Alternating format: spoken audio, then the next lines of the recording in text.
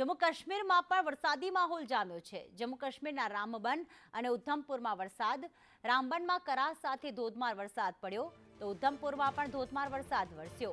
શ્રીનગરમાં પણ વરસાદની આગાહી કરવામાં આવી છે। છેલ્લા 2 દિવસથી જમ્મુ કાશ્મીરમાં વરસાદ વરસી રહ્યો છે। ગઈકાલે પૂંછ સહિતના વિસ્તારોમાં પણ વરસાદ થયો હતો। 2 જૂન સુધી જમ્મુ કાશ્મીરમાં વરસાદની આગાહી કરવામાં આવી છે। તો કાશ્મીરમાં જામ્યો છે વરસાદી માહોલ।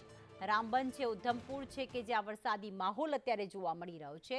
શ્રીનગરમાં પણ વરસાદની આગાહી કરવામાં આવી છે। કરા સાથે ધોધમાર વરસાદ વરસ્યો।